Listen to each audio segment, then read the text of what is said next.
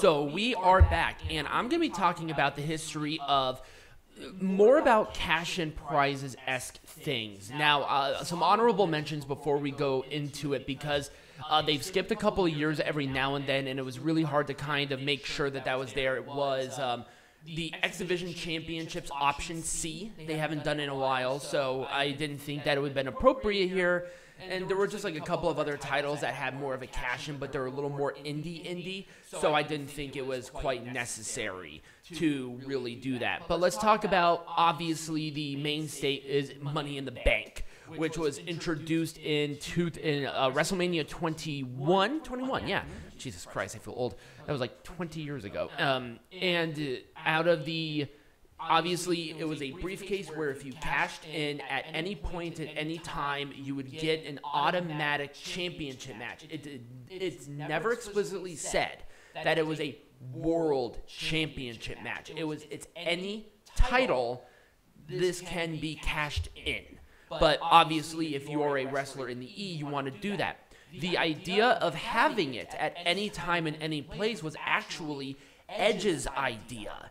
When he had the original Money in the Bank, he pitched the idea to have it at any time to Vince McMahon, and Vince McMahon, when he grabbed the briefcase, he told Edge, you better prove me right, you better prove yourself right here. So Edge had a lot riding on him taking that ultimate opportunist persona that he had and really incorporating it with Money in the Bank. And that's kind of how we have it, because the original idea for Money in the Bank was you let them know ahead of time, and then you get the automatic title match at the next pay-per-view. That was the original intent of Money in the Bank.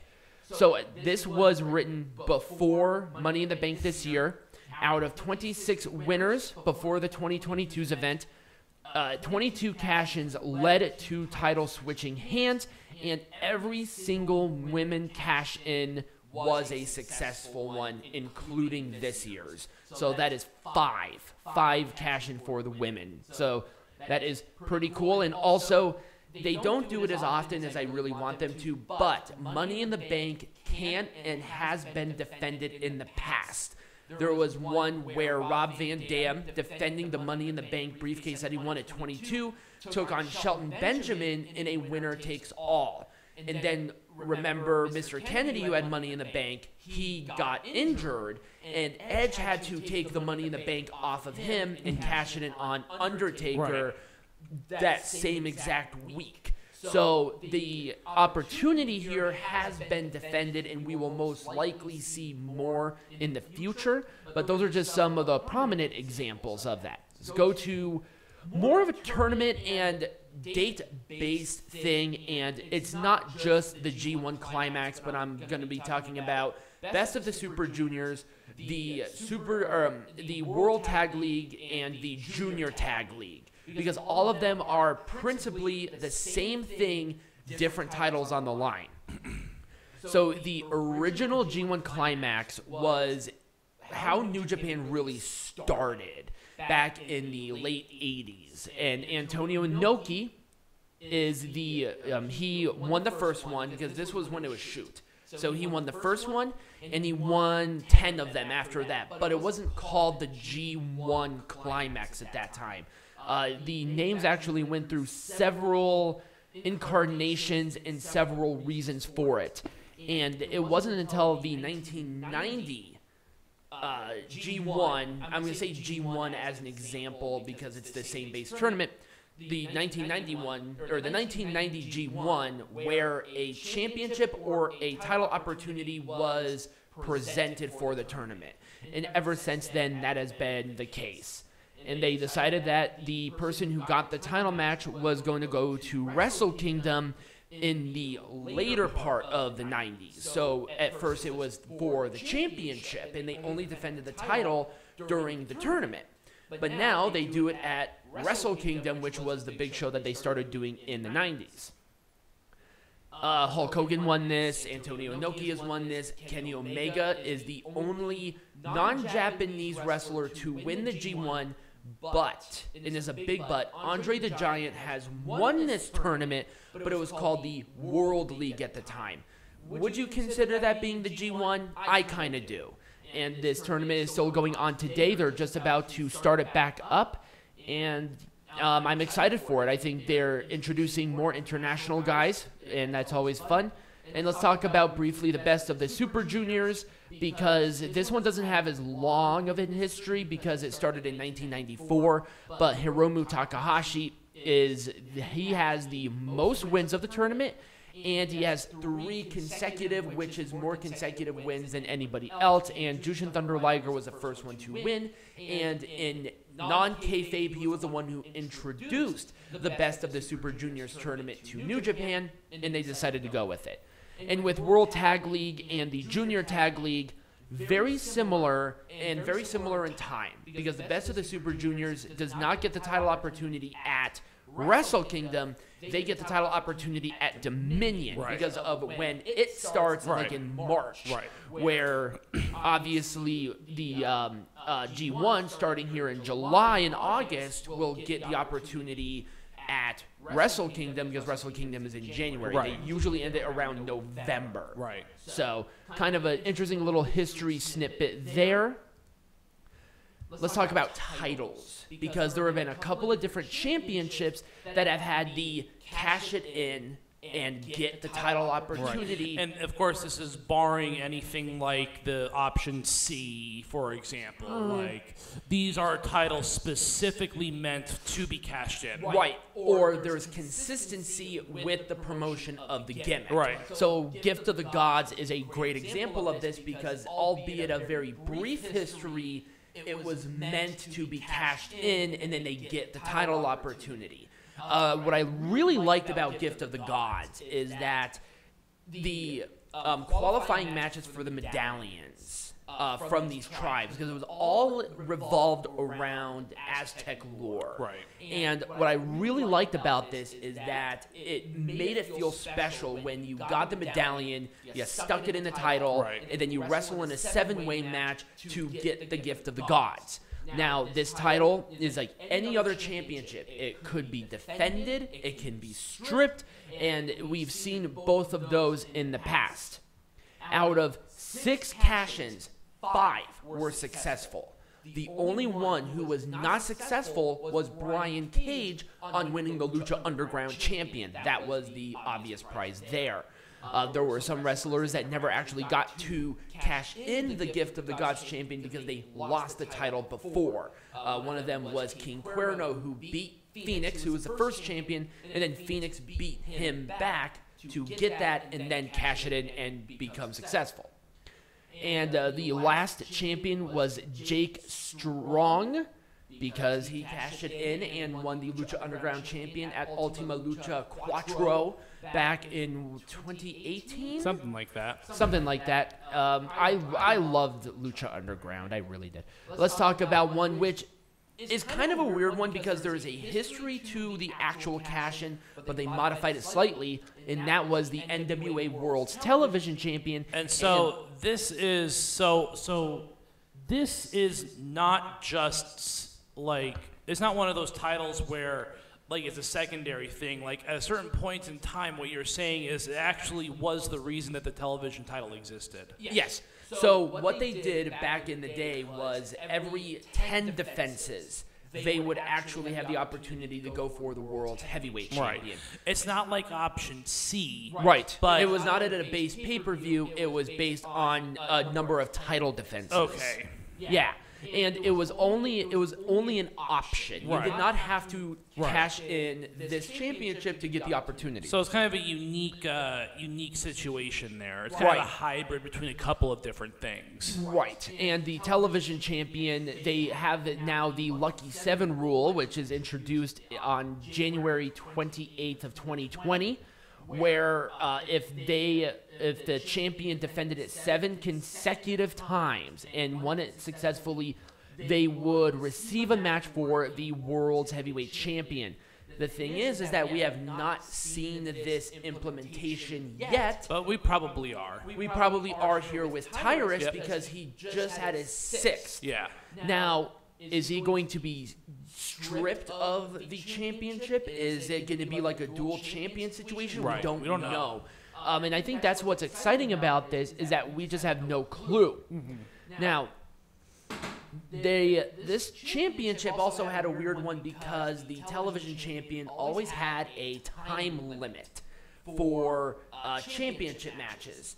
The NWA has, even still to this day, for title matches in a pay-per-view, 10 minutes. Right. You had to get if you are the challenger, you have to beat the champion within 10 minutes to get that. Right. And they're still doing that today. I like it, and I'm really liking the whole Tyrus thing. I think it's a great way to introduce the prestige of the champion to somebody, albeit controversial, has name brand outside of wrestling with his Fox affiliation.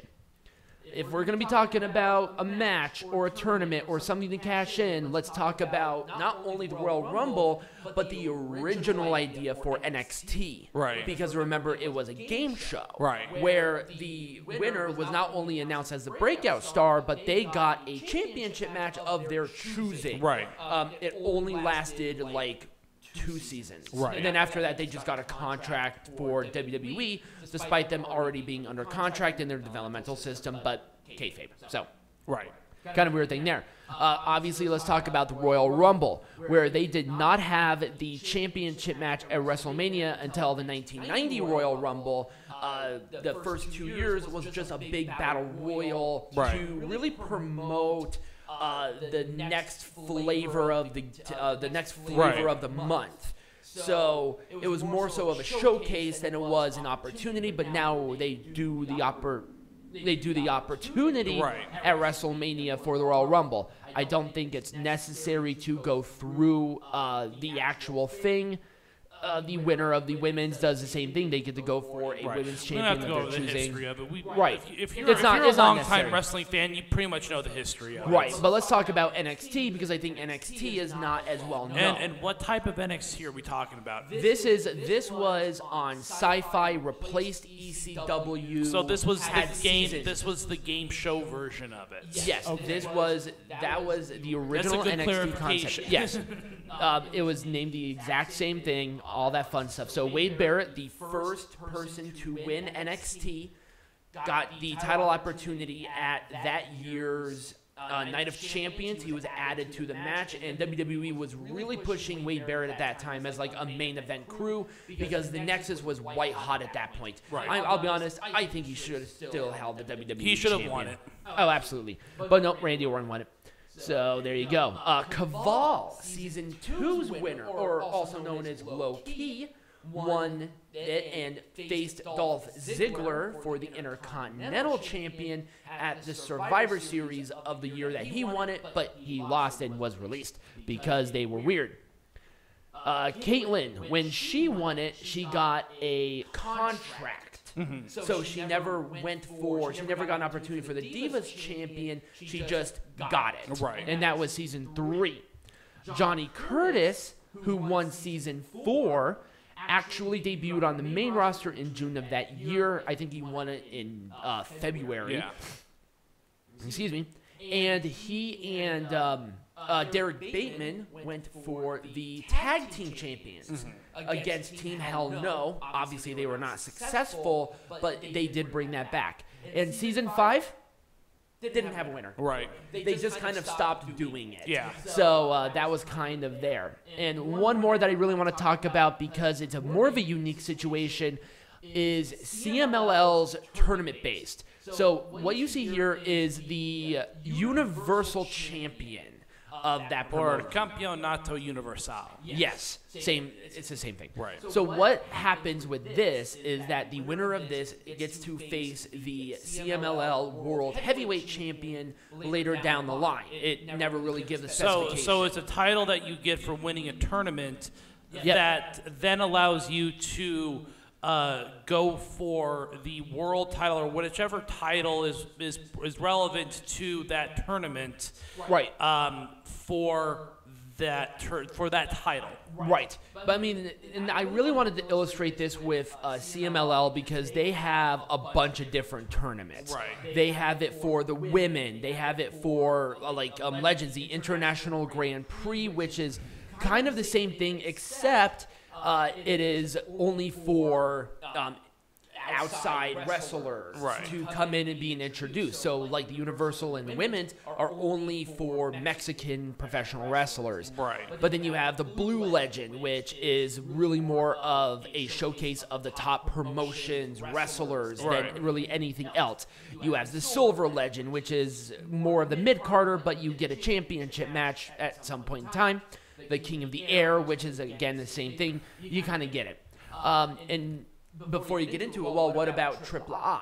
AAA has tournaments, but the tournaments are not really necessarily for titles. They're not for. or They're not like opportunities. things that you can like cash in for. No, there is no cash in. What that does is really introduce the audience to who they're going to be promoting into the next generation. So Rey de Reyes, the King of Kings tournament, which was won by Elio Del Vikingo the last year, not obviously this year, but 2021 is now the mega champion. And then you have Psycho Clown, who won it, who will most likely be facing Vikingo or whoever is champion at the end of Triple Mania for the title. Right. Because that's how they do that. But again, so it's really interesting because I wonder what the Owen Hart championships, the tournament. I think those champion are they going to be cash-ins or I think they're more just gaudy, They're just- window dressing. right. It's more to promote the Owen Hart Foundation than anything. So I guess we'll see if that results in anything. Anyways, is that all you got? yeah, that's really all I got. So there's just some fun little cash-in stuff. When we come back, we're talking about Money in the Bank. Nice.